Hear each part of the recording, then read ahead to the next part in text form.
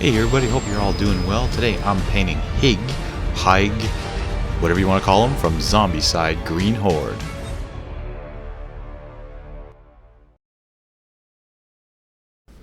So this mini is primed with leather brown from the army painter, and I believe this character is based off the main character in Vikings, and I actually don't know who that is. I never saw the series, but I'm sure it's good.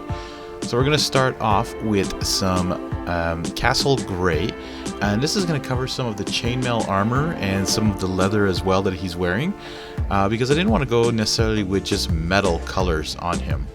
I do dry brush a little bit of chainmail or whatever metal I have on this chainmail later on, just to give it that glimpse. But yeah, this was a nice miniature to paint. I liked how he turned out. Don't forget to like, subscribe, and hit that notification bell to find out when I create more videos.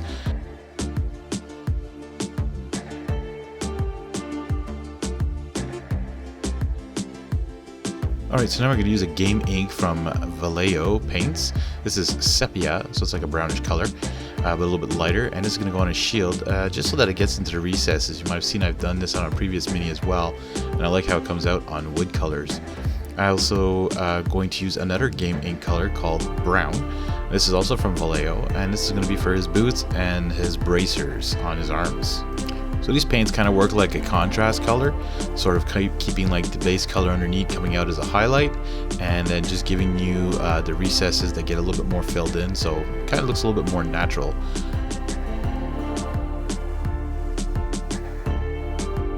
Alright, now I'm going to be using some Banshee Brown for his skin. I actually like this color for skin colors on the miniatures, so he's on face and his hands. If you feel like having some say in what I paint next, come and take a look at my Discord channel. That is in the description down below. Also, I Twitch on Friday nights with my friends. We play some games. If you want to come and join me, it's Easterling79. Come chat about board games, video games, miniatures, whatever you want. Now we're going to move on to some Goblin Skin, which is a Zombicide Green Horde paint set paint. And this is from the Army Painter. And you can also use hemp rope if you wanted to for this color. So I use this for the fur pelt that he has on him. Now his hair was almost a similar color, but I'll change it up later. And I think the pelt was actually a little different, but I decided to go with this just to make it pop a little bit more.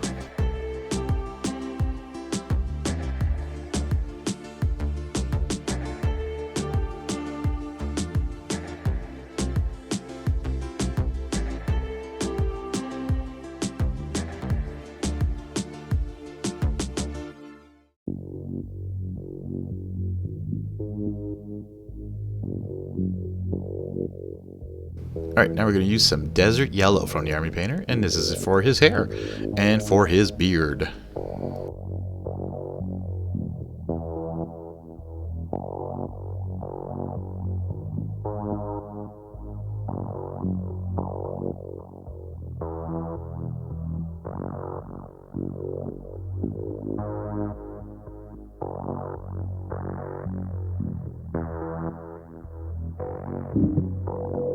Next up, I'm going to be using some Necromancer Cloak, which is a Zombicide Black Plague paint, so from that paint set.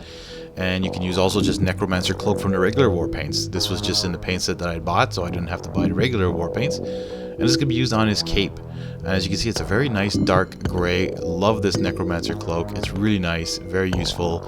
And yeah, so these paint sets, like I was saying, from the Zombicide Black Plague, if you have the Black Plague game, you could use this paint set to paint everything in that game. Check out Army Painter's website for more information on that.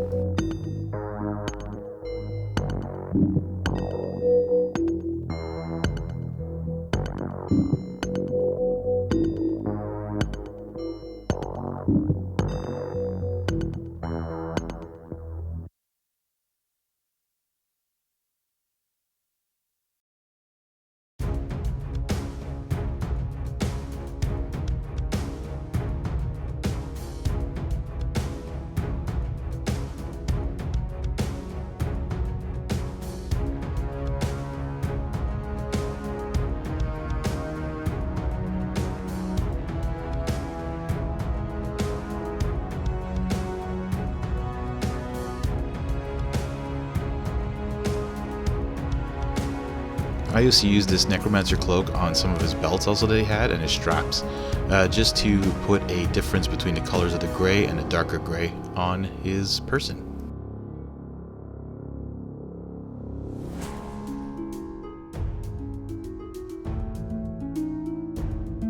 Alright, now we're going to use a metallics color from the army painter, and this is gunmetal.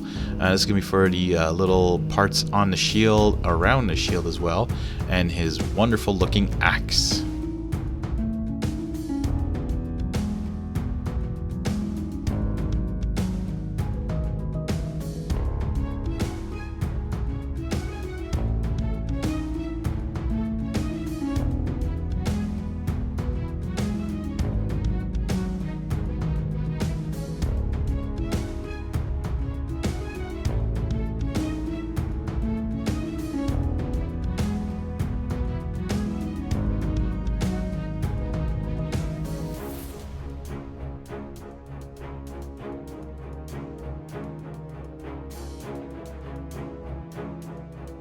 Alright, now for the base, I'm going to use some Refractive Green, which is a model color from Vallejo, and this is just to finish off his base.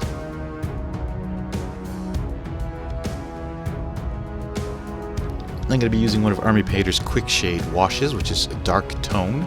So this is a very blackish tone that really gets into the recesses and makes everything a little bit darker. It's not like their strong tone, which is more of a dark brown. So this is going to be on his cape only and the axe, just to finish that off. And I'm going to use some soft tone, which is also a lighter brown, for the rest of the miniature, where I haven't actually used like the Vallejo ink or the strong tone, I should say, or the dark tone, I should say. So yeah.